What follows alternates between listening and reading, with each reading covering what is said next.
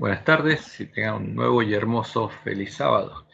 Esta tarde viernes vamos a estudiar lección número 4 de Efesios y el título es ¿Cómo nos rescata Dios? ¿Cómo nos rescata Dios? Es una pregunta interesante porque tenemos que poder contestar a esa pregunta.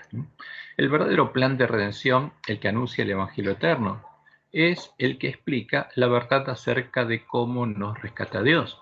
Y para poder hacerlo, primero nos explica de a dónde nos rescata. ¿Cuál es la verdad acerca del estado del hombre pecador? ¿Cuál es el estado en el que nos encontramos? El estado del cual Dios rescata a sus hijos. Y eso es lo primero que tenemos que conocer. ¿Cuál es el verdadero estado del hombre pecador? Y tenemos que remontarnos a la historia de Adán y Eva. Cuando Jehová creó al hombre a su imagen y semejanza, ¿por qué lo creó a su imagen y semejanza? Porque lo creó con una mente y un corazón en los que pudiera estar escrita la ley de amor que él tenía escrita en su mente y en su corazón. Porque Dios es amor.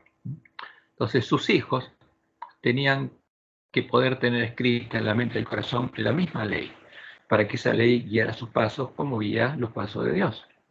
Por eso, la ley de amor de Dios, la ley que guía sus pasos y define sus caminos, estaba escrita en la mente y el corazón de Adán y Eva, y ellos reflejaban su gloria, su amor, reflejaban su carácter. Adán y Eva vivían en el Edén, en el reino de Dios, en el lugar santuario, donde estaba el trono de Dios del que salía el río del agua de la vida, del mismo modo en que ocurre en el Edén del cielo, donde Lucifer era un querubín protector. Entonces, por eso Dios asoció el lugar donde se reveló Lucifer con el Edén de la tierra, donde él tenía su trono. Y ellos tenían un buen tesoro en sus corazones. Eran árboles buenos que solo podían sacar cosas buenas de el buen tesoro de su corazón. Y solo podían dar frutos buenos. Adán y Eva no conocían la maldad, no conocían la ciencia del bien y del mal que había llenado la mente y el corazón de Lucifer de iniquidad, de maldad, y ese mal tesoro lo había transformado en el primer árbol malo, en Satanás, en el padre de la maldad. Por eso cuando Adán y Eva cayeron, no cayeron por hacer una obra de maldad, simplemente porque le permitieron a Satanás escribir en sus mentes y su corazón la maldad y transformarlos en árboles malos. Cuando Satanás les dio a conocer a Adán y Eva la ciencia del bien y del mal, escribió su propia ley, la ley del pecado, la maldad, en la mente y el corazón de Adán y Eva, y ellos quedaron destituidos de la gloria de Dios. Se transformaron en árboles malos que, debido al mal tesoro de sus corazones, ahora tenían malos pensamientos y malos deseos, y solo podían dar frutos malos. Habían dejado de amar como Dios ama y no podían dar frutos buenos, como Jesús lo dijo claramente. No puede el buen árbol dar malos frutos, ni el árbol malo dar frutos buenos. O sea, es imposible. De acuerdo a lo que tenemos en el corazón, eso es lo que hacemos. De ahí sacamos nuestras obras. Como dice en Mateo 12:35. El hombre bueno, del buen tesoro del corazón, saca buenas cosas. Y el hombre malo, del mal tesoro, saca malas cosas. ¿Y qué somos nosotros? ¿Hombres malos? ¿Podemos dar fruto bueno? No. Todo lo que hacemos, ¿qué es? Malo. Adán y Eva ya no conocían la ley de Dios, no conocían el amor de Dios que había morado en sus corazones. Estaban muertos espiritualmente, estaban muertos en sus pecados, como dice Pablo. Jehová los tuvo que sacar del Edén, de su reino, del lugar su santuario, como tuvo que sacar a Lucifer, y tuvo que dejarlos en el antitipo del atrio del templo, en el reino del príncipe de este mundo, el que los acusaba delante de Dios día y noche, reclamándolos como suyos, como propios, como sus hijos, como sus simientes. ¿En qué condición estaban? Eran esclavos del pecado, esclavos de la ley del pecado escrita en sus mentes y en sus corazones. Estaban cautivos en el reino del príncipe de este mundo, del cual no podían salir. Estaban muertos en sus pecados. Eran árboles malos que no podían guardar la ley de Dios, no podían amar a Dios y amar a sus hermanos, y no podían dejar de dar frutos malos. habían perdido la vida eterna y el pecado los llevaría a la muerte eterna. Y si la maldad se multiplicaba en sus mentes, en sus corazones, como sucedió en Caín, se hundirían en las profundidades del pecado, llegarían a ser como Satanás, llegarían a conocer las profundidades de Satanás y a ser plenamente sus hijos, a ser parte de la simiente de la serpiente, a tener su nombre escrito en sus frentes y en sus manos. Y esa era la meta que buscaba alcanzar Satanás y los demonios con ellos. ¿Por qué? Porque el que llega a conocer las profundidades de Satanás no tiene posibilidad de salvación. Y ese es el objetivo de Satanás, que todos los hombres tengan su marca en su frente y sus manos. Ahora, por supuesto que Dios amaba a sus hijos y no los iba a dejar en manos de Satanás así nomás. Ahora, ¿qué necesitaban Adán y Eva y sus hijos para volver a tener vida? Para volver a tener vida eterna, necesitaban que Jehová, su Padre, el único que podía llegar a hacerlo, tuviera misericordia de ellos y los amara tanto que estuviera dispuesto a pagar el precio y a soportar el costo necesario para que ellos pudieran, primero, ser redimidos gratuitamente de la esclavitud del pecado, ¿no? Porque ellos no podían hacer nada para ser redimidos. Dios tenía que hacerlo todo y en forma gratuita, por gracia. Ser comprados por precio y obtener la libertad para poder salir del reino del príncipe de este mundo, el reino del pecado y la muerte, simbolizado por el atrio del templo donde está el altar de sacrificio en el que debería morir su Redentor, tomando el lugar de ellos. Después, ser justificados gratuitamente de la deuda de sus pecados, ser limpiados y lavados con agua pura, simbolizada por el agua de la fuente del santuario, y ser vestidos con vestiduras blancas, con la piel de un cordero sin mancha, como Jehová simbólicamente vistió a Adán y a Eva con las pieles de los corderitos al sacarlos del jardín del Edén. Y entrar nuevamente al reino de Dios, a el Edén, al lugar de su santuario, y nacer nuevamente de Dios, para que Él hiciera en ellos una nueva creación. O sea, todo esto era necesario para que ellos pudieran ser redimidos, salir del reino del príncipe de este mundo, ser lavados, limpiados, vestiduras blancas, pudieran entrar al reino de Dios y pudieran nacer de Dios, para que Él hiciera una nueva creación, los volviera a crear, a recrear a su estado original. Y necesitaban ser sanados de la lepra del pecado, que necesitaban que fuera quitado por Dios de sus mentes y sus corazones el conocimiento y la ciencia del bien y del mal. La ciencia es Satanás, el conocimiento es Satanás, la ley del pecado. Y necesitaban que en su lugar Dios volviera a escribir su ley, su conocimiento. La ley que Él tiene escrita en su mente y en su corazón, su amor, para que volvieran a tener vida y llegar a ser nuevamente árboles buenos que tienen un buen tesoro en sus corazones. Eso es lo importante. Y necesitaban poder comer el fruto del árbol de la vida y beber del agua de la vida, gratuitamente, como dice el Apocalipsis, para volver a conocer a su Dios, tener su nombre escrito en sus frentes y llegar a ser nuevamente sus hijos, parte de la simiente de la mujer vestida de sol. Como lo llegarían a ser los miembros de la iglesia primitiva, el pueblo que nuevamente conocería a su Dios. Y necesitaban que también toda la creación fuera liberada de la esclavitud del pecado. ¿Dónde iban a vivir? ¿En una creación corrompida por el pecado? No. Necesitaban que después de redimirlos a ellos y transformarlos de nuevo a la imagen de Jesús, también toda la creación fuera libertada de la esclavitud del pecado. Y todo eso Dios empezó a revelarlo, ¿no?, a partir de que sacó a Adán y Eva del jardín del Edén, cuando en el antitipo del atrio, el lugar donde Dios, actuando como padre y sacerdote de familia, edificó el primer altar, sacrificó los primeros corderos, confesó los pecados de sus hijos, cargó sus pecados, se comprometió a pagar por ellos y los vistió con sus pieles. Pero ¿dónde estaban ellos? Ya no en el tabernáculo, ya no en el Edén, ya no en Canaán, ya no en el reino de Dios. Estaban afuera, en el atrio, y eran esclavos del pecado, estaban en el reino del príncipe de este mundo, donde el altar era la promesa, que Dios los redimiría con su cordero. Y después abrió una fuente, que en ese tiempo no estaba disponible, donde podrían lavarse, ser vestidos de vestiduras blancas, y después abrió una puerta por la que podrían entrar nuevamente al reino de Dios, al Edén, al antitipo de Canaán.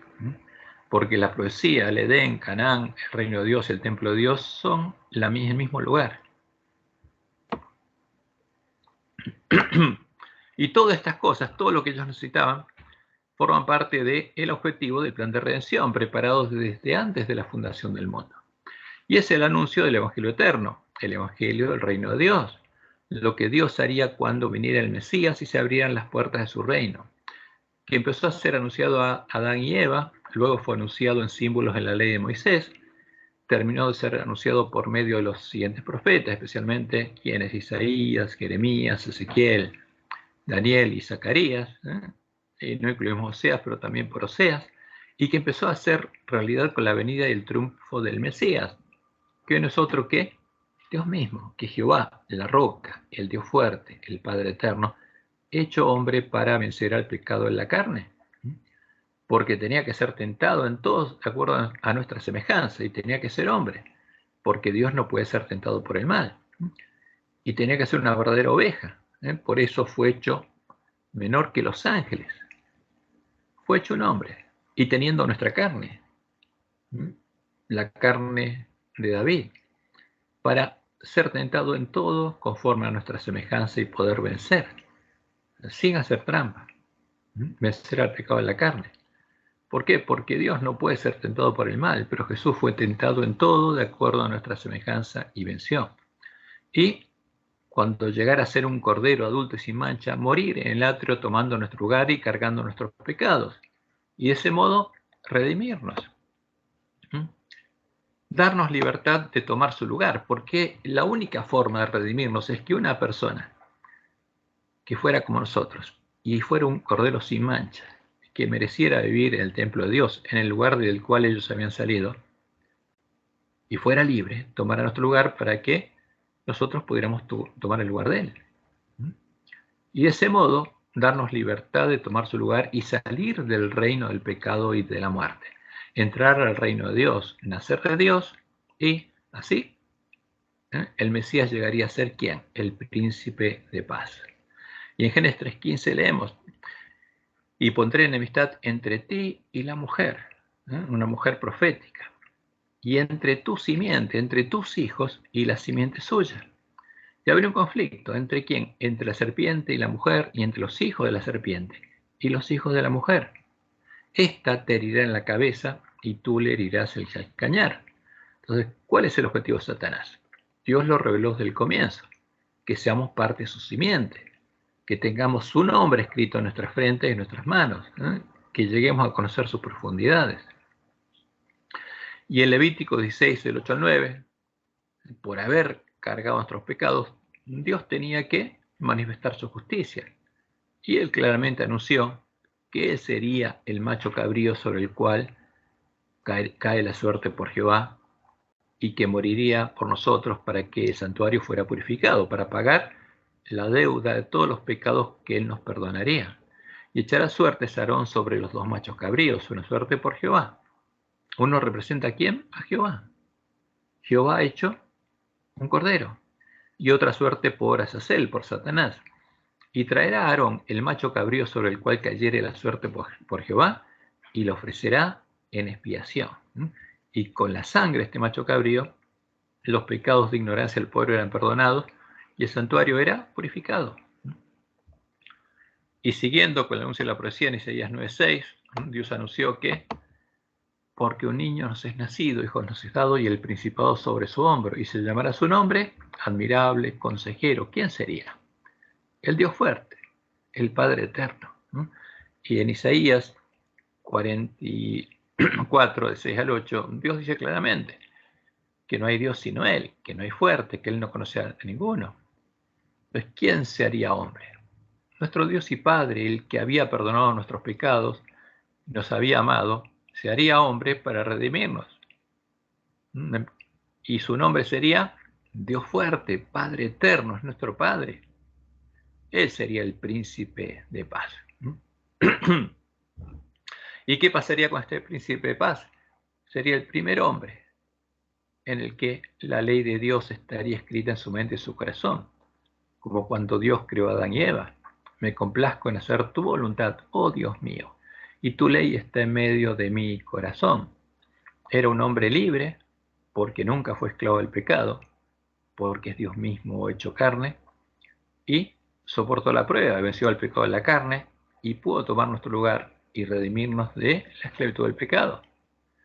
Y por eso Isaías 43 nos muestra a quién le preparó el camino Juan el Bautista. Vos que clama en el desierto, preparad camino, ¿a quién? A Jehová. ¿Quién es Jesús? Jehová hecho hombre, Jehová con nosotros. Enderezad calzada en la soledad a nuestro Dios. Y por eso Pablo dice en 1 Timoteo 3:16, después de decir en 1 Timoteo 2:5 que hay un solo Dios y un solo mediador entre Dios y los hombres, Jesucristo hombre, e indiscutiblemente grande es el misterio de la piedad. Dios fue manifestado en carne. ¿Quién era Jesús? Dios mismo hecho hombre. ¿Qué Dios? Nuestro Padre, el único Dios verdadero.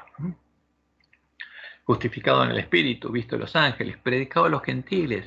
Porque ¿qué predicaba Pablo a los gentiles? La obra que Jehová, nuestro Dios y Padre, había hecho por amor a nosotros para redimirnos. Creído en el mundo, recibido arriba en gloria. Y en Apocalipsis vemos justamente el cumplimiento de la profecía anunciada por Jehová, Adán y Eva y a la serpiente. Apareció en el cielo una gran señal, una mujer vestida de sol, con la luna debajo de sus pies, y sobre su cabeza una corona de 12 estrellas, o sea, corona de vencedoras, 12, las 12 tribus de Israel. Estos son los vencedores. Es la iglesia triunfante. Y estando encinta, clamaba con dolores de parto en la angustia del alumbramiento. Y ella dio luz a un hijo varón. ¿A quién? Al primogénito. El primer vencedor, ¿quién fue? El Mesías, Jesús, Jesucristo hombre. Y ella dio luz a un hijo varón que regirá con vara de hierro a todas las naciones. ¿Y cuándo lo dio a luz? No cuando fue engendrado, no cuando nació Jesús, sino cuando venció. Ahí lo dio a luz. Y ella dio a luz a un hijo varón que regirá con vara de hierro a todas las naciones, y su hijo fue arrebatado para Dios y para su trono. ¿Y qué pasó? Y la mujer a partir de ese momento empezó a dar hijos, porque Jesús tenía que tener hermanos, pero el dragón la persiguió. Y la mujer huyó al desierto donde tiene lugar preparado por Dios, para que allí la sustenten por 1260 días o 1260 años hasta finales del siglo XIII.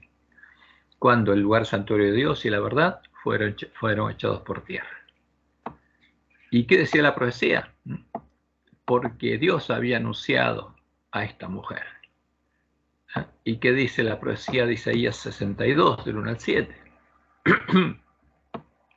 Después de anunciar en Isaías 61 la obra del Mesías, y que en el tiempo del fin, en nuestro tiempo, los lugares asolados serían reedificados, anuncia lo siguiente: por amor de Sión no callaré, y por amor de Jerusalén no descansaré, hasta que salga como resplandor su justicia y su salvación se encienda como una antorcha.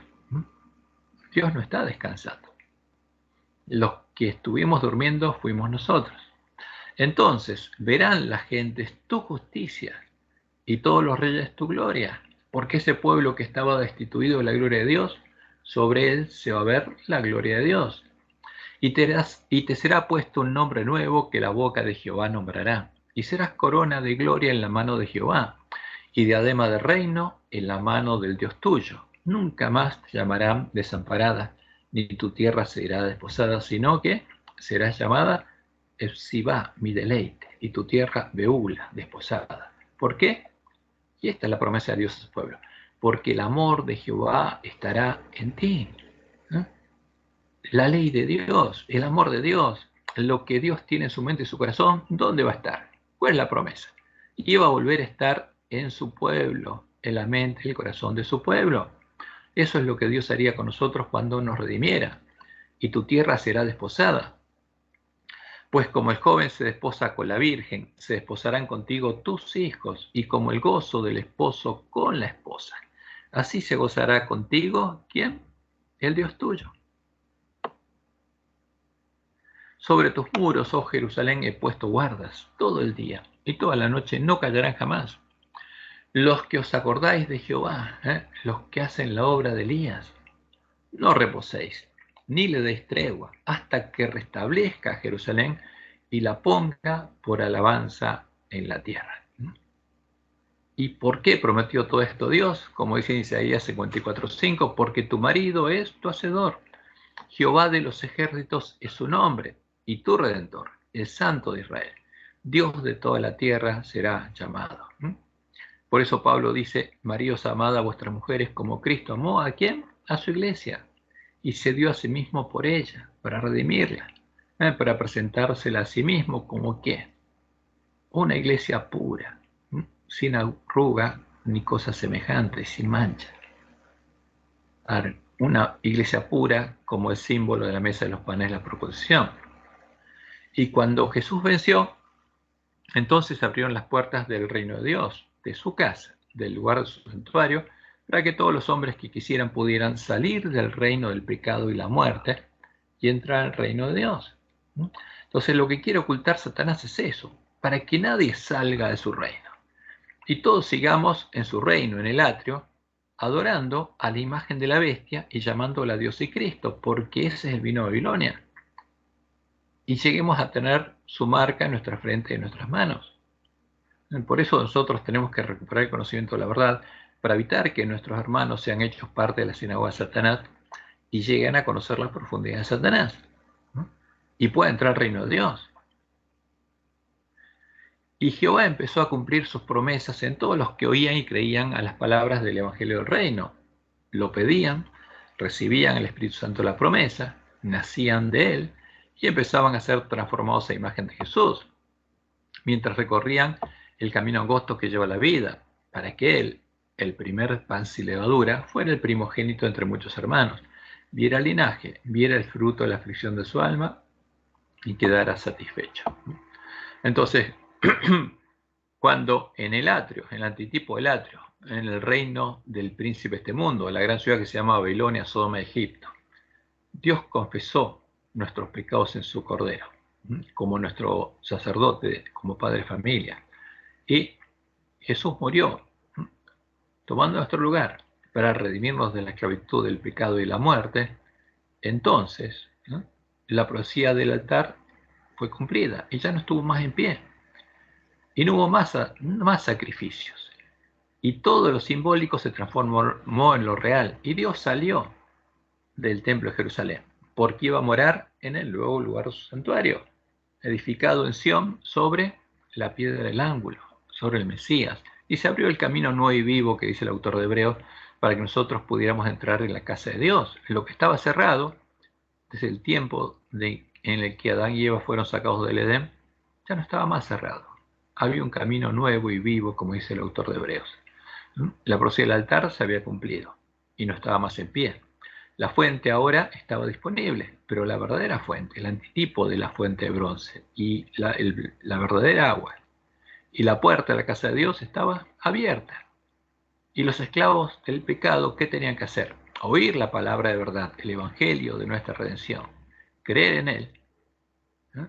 Y orarle al Padre pidiendo justamente por sus promesas y empezar a recorrer el camino nuevo y vivo y entrar a la casa de Dios. Y esto es lo que pasaba en medio de la iglesia primitiva. Esta era la verdad que Satanás quería echar por tierra, porque quería echar por tierra el lugar santuario de Dios y la verdad. ¿Para qué? Para que nadie más pudiera saber que fue redimido y podía entrar en la casa de Dios. Y como dice Apocalipsis 12:10, entonces oí una gran voz en el cielo que decía, ahora, cuando en Pentecostés del año 31, ha venido la salvación, el poder y el reino de nuestro Dios y la autoridad de su Cristo. Porque ha sido lanzado fuera el acusador de nuestros hermanos, el que los acusaba delante de nuestro Dios día y noche. Y sigue diciendo, y ellos le han vencido, como Jesús venció, los otros hijos de la mujer vestida de sol también vencieron. Y en Joel 2:32 indica lo que pasaría en este tiempo y en nuestro tiempo, porque esta profecía se cumplió parcialmente en el tiempo de la lluvia temprana, pero se tiene que cumplir plenamente en nuestro tiempo, en el tiempo de la lluvia tardía. ¿Y qué dice ahí la profecía? Y todo aquel que invocare el nombre de Jehová será salvo. Porque como Elías tiene que decir justamente, si Jehová es Dios, porque Elías dice, Jehová es mi Dios. Eso significa Elías. Y llamar a sus hermanos a adorar a Jehová, y no a Baal. Y todo aquel que invocare el nombre de Jehová será salvo, porque en el monte de Sión, que es un símbolo del reino de Dios, y en Jerusalén, la ciudad edificada sobre la roca, el templo del nuevo pacto, habrá salvación, como ha dicho Jehová, y entre el remanente al cual él habrá llamado. ¿Y dónde va a estar? En el monte de Sión, en la ciudad de Dios. Y en nuestro tiempo, ese remanente van a ser los 144.000 sellados del pueblo adventistas que van a recorrer el camino angosto y van a llegar a la ciudad de Dios. Y Pedro, justamente, y Pablo, y todos predicaban justamente el comienzo del cumplimiento de la profecía. Hechos 2, 16 al 21. Más esto es lo dicho por el profeta Joel. Y en los postreros días, dice Dios, derramaré de mi espíritu sobre toda carne. Y finaliza con las palabras Joel 2, 32. Y todo aquel que invocare el nombre de Jehová será salvo. Porque ¿a quién invocaban los discípulos? A Jehová. Jehová era su Dios. En nuestras Biblias aparece el Señor, porque es la Biblia católica, son los cadáveres de los dos testigos. Pero ellos invocaban el nombre de Jehová. Y como dice Juan, en Juan 1 del 10 al 13, en el mundo estaba y el mundo por él fue hecho. ¿Quién es Jesús? Es el creador, es Jehová, el único Dios verdadero. Pero el mundo no le conoció. Al suyo vino y los suyos no le recibieron. Más a todos los que le recibieron. A los que creen su nombre. A los que creen que Él es Jehová el Señor. Les dio potestad de ser hechos hijos de Dios, los cuales no son engendrados de sangre, ni de voluntad de carne, ni de voluntad de varón, sino de Dios. Eso es lo que Jesús ganó. Tomó nuestro lugar en el reino del príncipe del mundo, para que nosotros podamos tomar el lugar de Él en el reino de Dios, y Dios nos puede engendrar de nuevo, y podamos nacer de Dios, y Dios nos pueda transformar a su imagen, escribiendo nuevamente su ley en nuestra mente y en nuestro corazón para darnos vida. Ese es el verdadero evangelio. Y como dice Pablo, en Romanos 10, del 12 al 17, porque no hay diferencia entre judío y griego, pues el mismo que es Señor de todos es rico para con todos los que le invocan. Porque todo aquel que invocare, ¿qué cosa? El nombre de Jehová será salvo. De vuelta citando Joel 2:32. Y se pregunta a Pablo, ¿cómo pues invocarán a Jehová? ¿Cómo pues invocarán a aquel en el cual no han creído? ¿Y cómo creerán en Jehová? En aquel de quien no han oído. ¿Y cómo oirán de Jehová sin haber quien les predique de Jehová, quien haga la obra Elías? ¿Y cómo predicarán de Jehová si no fueren enviados por Jehová? Como está escrito. Y ahora cita Isaías 52. Cuán hermosos son los pies de los que anuncian la paz, de los que anuncian buenas nuevas, mas no todos obedecieron al Evangelio. Pues Isaías dice, Señor, ¿quién ha creído a nuestro anuncio? Así que la fe es por el oír, y el oír por la palabra de Dios. Y como dice el autor de Hebreos, en Hebreos 10, 19 al 22, así que hermanos, teniendo libertad para entrar en el lugar santísimo, a la presencia de Dios, donde está el trono de Dios, porque la promesa de Dios es que Él pondría su trono en nosotros, de nuestro interior correrían ríos de agua de vida, y Él se sentaría en ese trono y a su lado se sentaría ¿quién? El Mesías, el sacerdote para siempre según el orden de Melquisedec.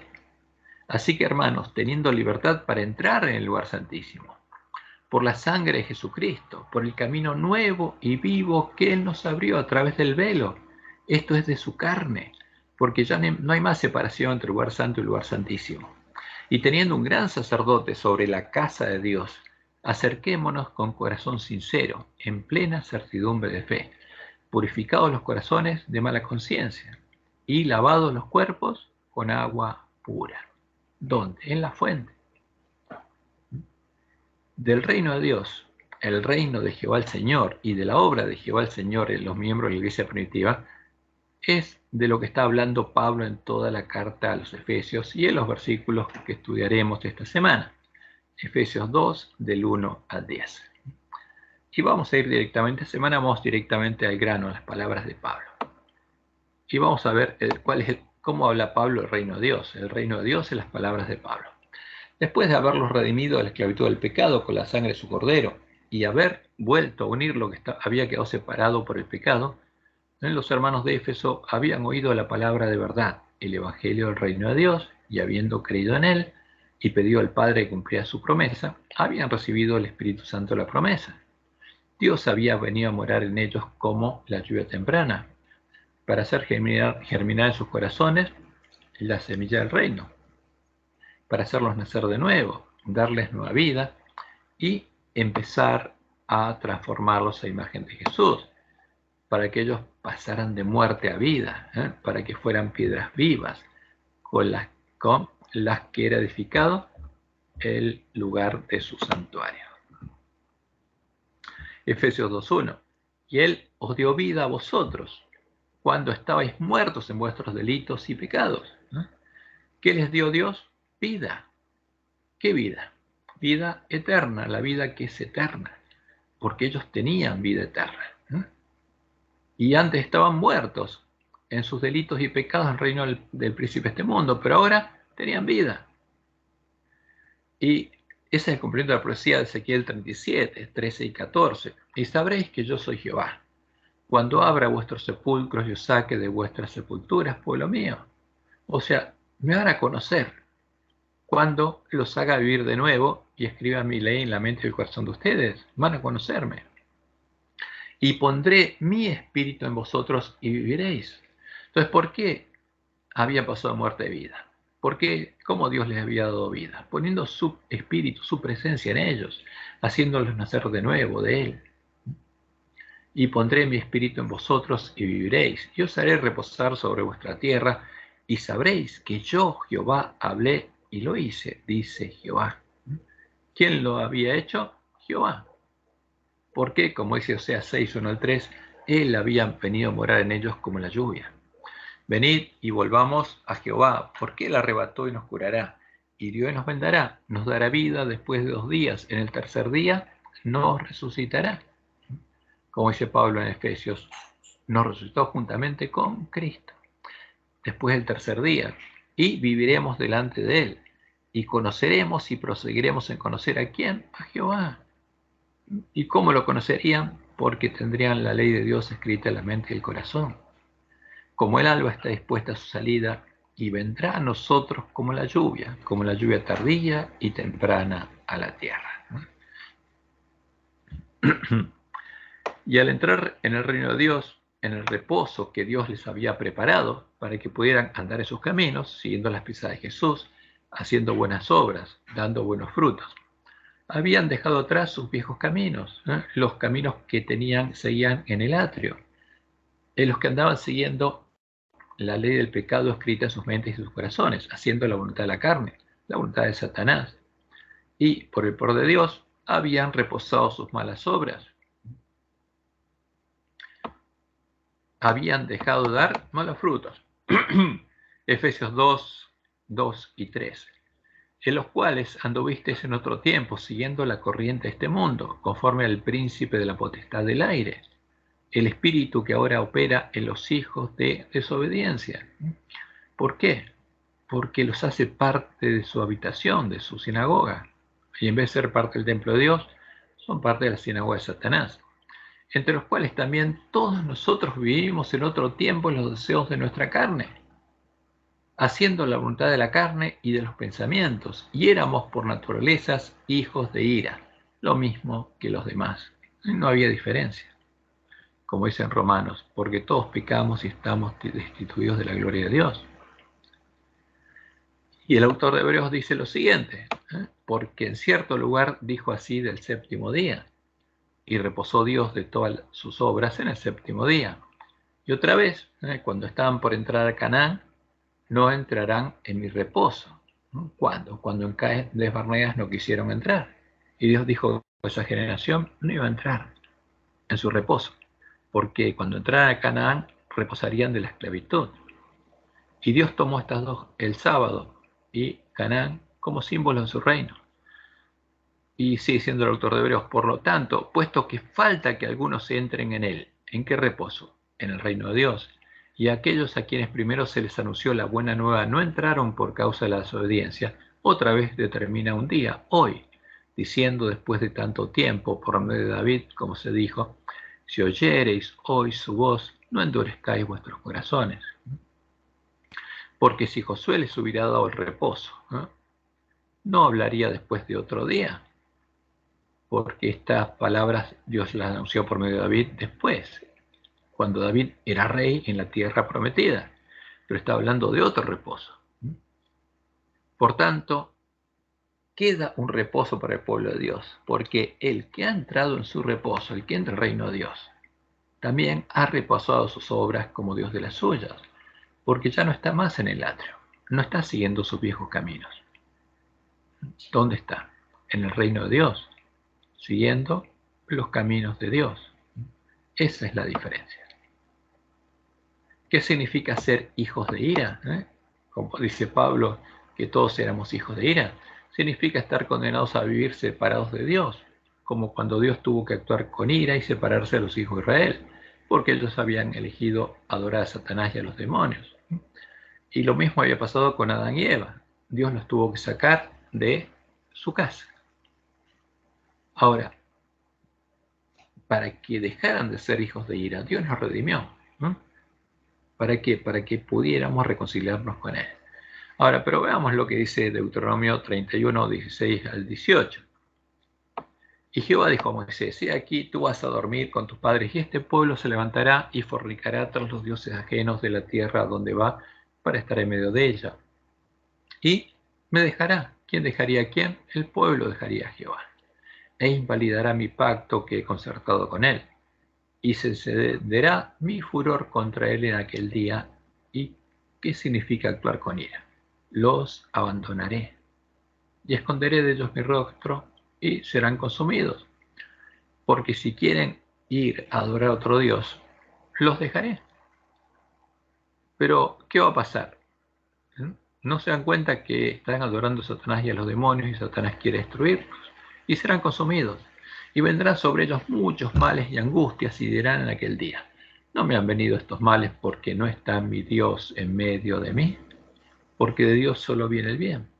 Pero ciertamente yo esconderé mi rostro en aquel día por todo el mal que ellos habrán hecho, por haberse vuelto a dioses ajenos. ¿Y qué pasa cuando uno adora a un dios ajeno, como lo hizo el hombre pecado? Adora a Satanás y a los demonios, como Dios lo anunció en el cántico de Moisés, Deuteronomio 32, 16 al 20. Lo despertaron a celos con los dioses ajenos, lo provocaron a ira con abominaciones. ¿Sacrificaron a quiénes? A los demonios y no a Dios. A dioses que no habían conocido, a nuevos dioses venidos de cerca, que no habían temido vuestros padres. De la roca que te creó te olvidaste, te has olvidado de Dios tu creador.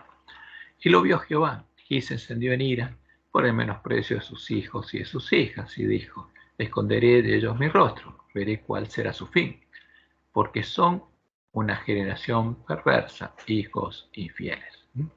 Ahora, y es importante que nosotros conozcamos la historia del cumplimiento de la profecía, porque esto es lo que dio origen a la misión del pueblo adventista, porque Dios anunció que llamaría al final del tiempo a celos, ¿a quiénes?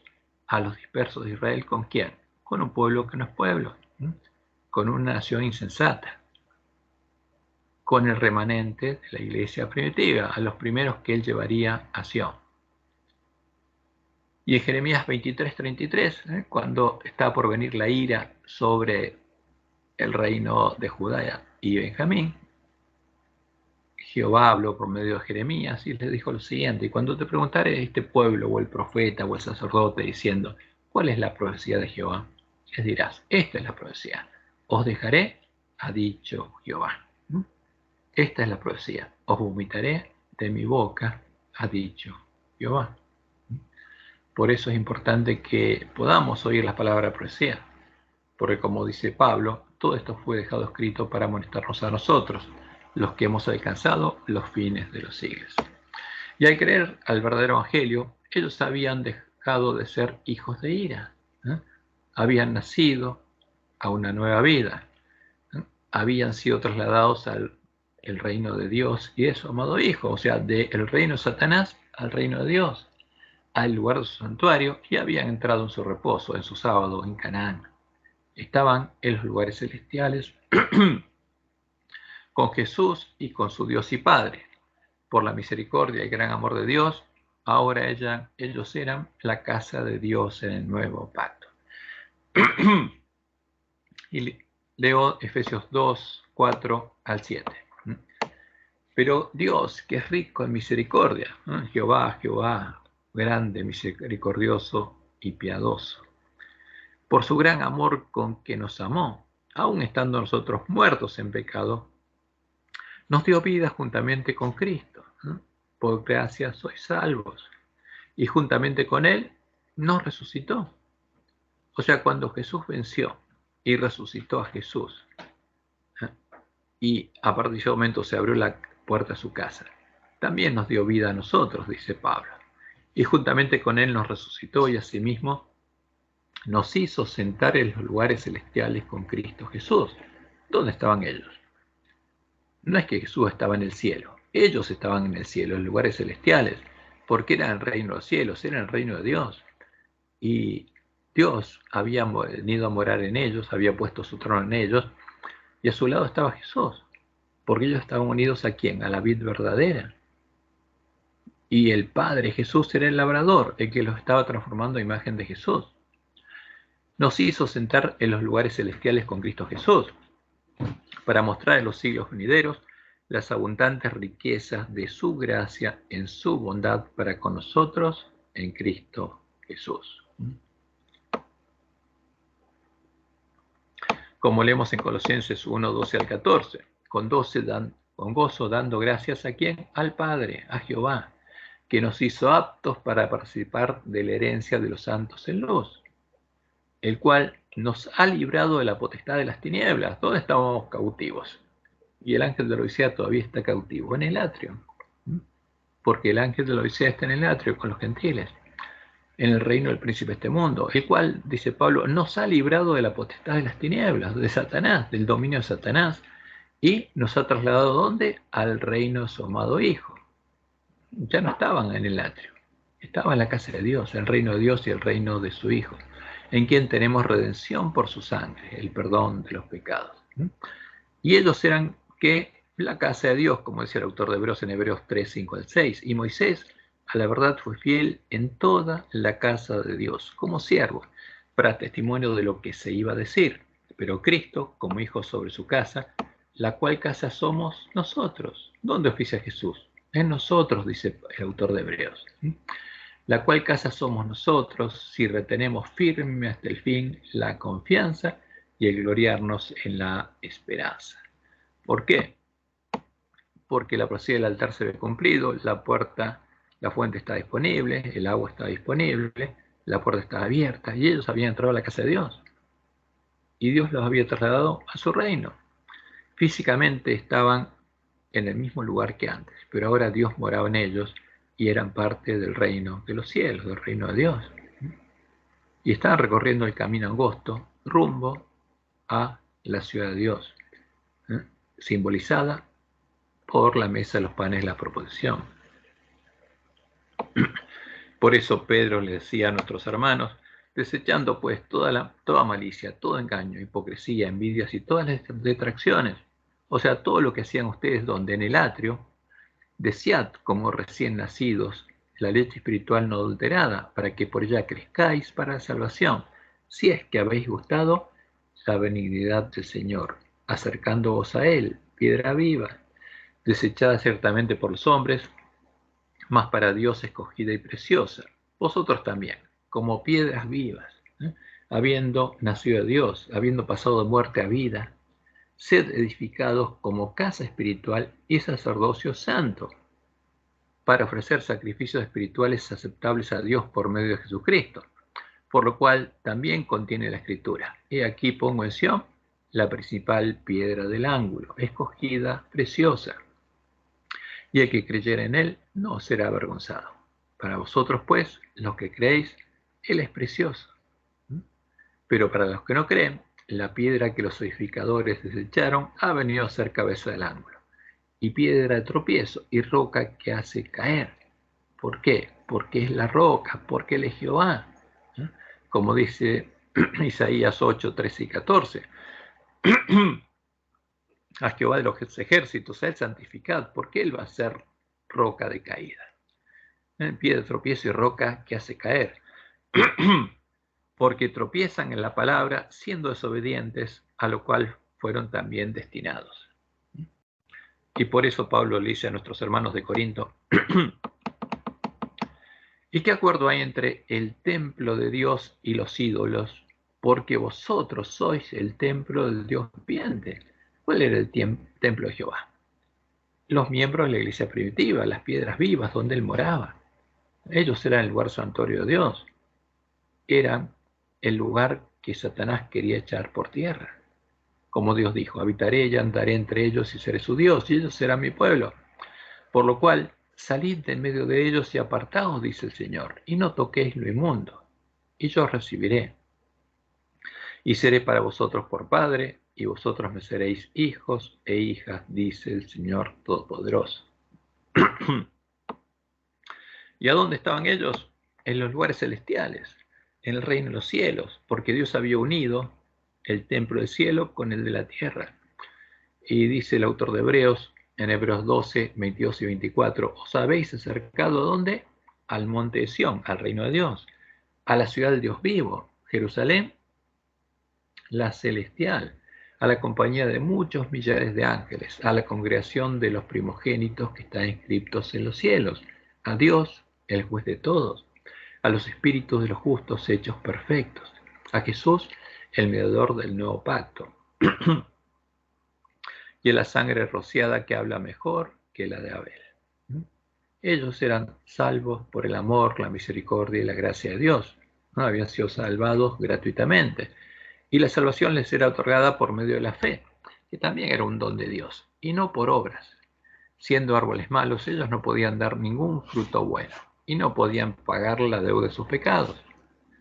Y una vez que eran salvos y habían sido trasladados al reino de Dios, Dios empezaba a limpiarlos de la levadura del pecado y a transformarlos a imagen de Jesús, escribiendo su ley en sus mentes y en sus corazones. Como dice Pablo en Efesios 2, 8 al 10. Porque por gracia sois salvos, por medio de la fe. Y esto no de vosotros, pues es don de Dios, no por obras, para que nadie se gloríe. Porque somos hechura suya, y no solamente Dios nos redimía, lo llevaba a su templo, sino que ahora había una nueva creación. Porque somos hechura suya, creados en Cristo Jesús para buenas obras, creados como buenos árboles que dan buenos frutos, las cuales Dios preparó de antemano para que anduviéramos en ellas. ¿Y cuáles eran estas obras? Eran las obras de Jesús, porque eso es lo que explican todos los apóstoles. Ellos tienen que seguir las pisadas de Jesús. Isaías 53, 10 al 11, cuando haya puesto su vida en expiación por el pecado, verá linaje. O sea, verá qué cosa. Un linaje de él, otros como él. Vivirá por largos días y la voluntad de Jehová será en su mano prosperada. Verá el fruto de la aflicción de su alma y quedará satisfecho. ¿Por qué? Porque ese es el pacto de él con Dios, el pacto de Dios con el Mesías. Por su conocimiento justificará a mi siervo justo a muchos y llevará las iniquidades de ellos. Y en Jeremías 31, 33 está la promesa. Pero este es el pacto que haré con la casa de Israel después de aquellos días, dice Jehová. Daré mi ley en su mente y la escribiré en su corazón. Y yo seré ellos por Dios y ellos serán por pueblo. Por eso Isaías 8, 16 al 18, en las palabras que habla el Mesías, le dice a Dios, ata el testimonio, escribe la ley, sella la ley entre mis discípulos. ¿Para qué? Para que tu ley esté en la mente y el corazón de ellos como está en mi mente y en mi corazón. Esperaré pues a Jehová, el cual escondió su rostro en la casa de Jacob, y en él confiaré. Como dice el autor de Hebreos, yo confiaré en él. He aquí, yo y los hijos que me dio Jehová, yo y los hijos que engendró Jehová, mis hermanos, somos por señales y presagios en Israel. de parte de Jehová de los ejércitos que mora en el monte de Sión. Por eso era una luz puesta sobre un monte que no se podía esconder. Y esa es la profecía, Isaías 4:2. En aquel tiempo, el renuevo de Jehová. ¿Quién es el renuevo de Jehová? Jesús, Jesucristo hombre, que brotaría de Jehová. El renuevo de Jehová será para hermosura y gloria, y el fruto de la tierra, sus hermanos, para grandeza y honra a los sobrevivientes de Israel. Y por eso Pablo dice en Romanos 8:28 al 30, y sabemos que a los que aman a Dios, todas las cosas les ayudan a bien, a los que temen a Jehová.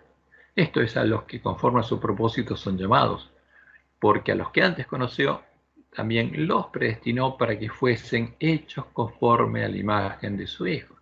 Esa es la promesa del nuevo pacto. Eso es lo que Dios estaba haciendo en ellos, para que Él sea el primogénito entre muchos hermanos.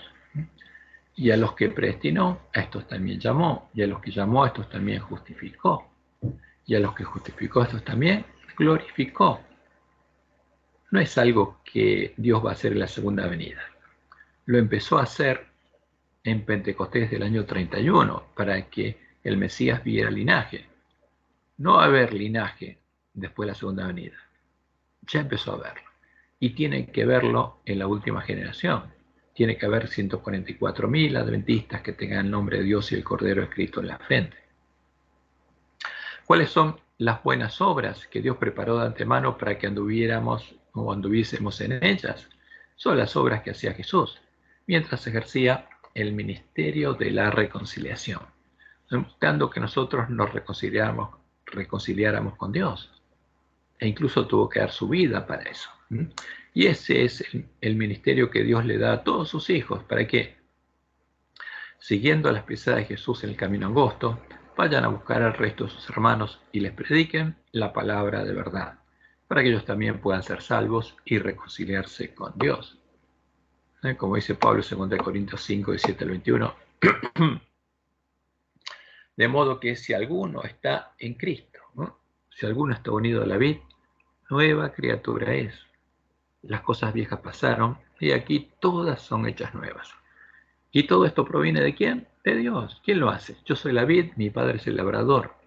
¿Quién nos reconcilió consigo mismo por Cristo? Porque así unió las cosas celestiales y las de la tierra. Y nos dio el ministerio de la reconciliación, el ministerio de Jesús. Porque Dios estaba ¿dónde? En Cristo, reconciliando consigo al mundo, no tomándoles en cuenta a los hombres sus pecados, porque los redimió gratuitamente. Y nos encargó a nosotros la palabra de la reconciliación, el Evangelio Reino de Dios. Así que somos embajadores en nombre de Cristo, como si Dios rogase por medio de nosotros, os rogamos en nombre de Cristo, reconciliados con Dios. Porque esa es la única forma de tener vida. Nacer de Dios, pasar de muerte a vida. Y por eso el mensaje de los tres ángeles es un mensaje de amor y de salvación. Al que no conoció pecado, por nosotros lo hizo pecado para que nosotros fuésemos hechos justicia de Dios en él. Y esto solo puede hacer Jehová, no puede hacerlo la imagen de la bestia. Por eso la urgencia de predicar el mensaje de los tres ángeles, porque el que adore a la bestia a su imagen va a ser hecho parte de la sinagoga de Satanás. Y los espíritus de demonios le van a llevar a conocer las profundidades de Satanás y ya no va a tener posibilidad de salir de ahí cuando viva de las aguas profundas. Y en Efesios 4, del 11 al 13, Pablo dice lo siguiente: y él mismo constituyó a algunos apóstoles, a otros profetas, a otros evangelistas, a otros pastores y maestros, ¿a fin de qué? De perfeccionar a los santos para la obra del ministerio, porque el ministerio es ¿de quién? De los santos, de todos los hijos de Dios. Y a algunos Dios le dio una tarea especial, ¿para qué? Para perfeccionarlos a sus hijos, para que conozcan la verdad del Evangelio y puedan llevar adelante el ministerio de la reconciliación, para la edificación del cuerpo de Cristo, hasta que todos lleguemos a la unidad de la fe y del conocimiento del Hijo de Dios, a un varón perfecto, a la medida de la estatura de la plenitud de Cristo. Y a ese lugar tiene que llegar el pueblo de Dios para recibir el sello de Dios. Esa es la promesa de Dios. Y hacer esta obra llamó Dios al pueblo adventista. ¿Para qué? Para prepararle, ¿no? Acá hay el camino a la segunda venida del Santo, el verdadero Jesús. Y solo podríamos hacerla cuando recuperáramos el conocimiento de la verdad. Y la verdad nos hiciera libres. Y como dijo Jesús, y será predicado, ¿qué evangelio? El verdadero. No hay que predicar el falso profeta. Este evangelio del reino de Dios, en todo el mundo, para testimonio a todas las naciones. Y entonces vendrá el fin. Este es el verdadero mensaje de Pablo. Que Jehová te bendiga y te guarde y te guíe a toda verdad y que tengas un bendecido sábado.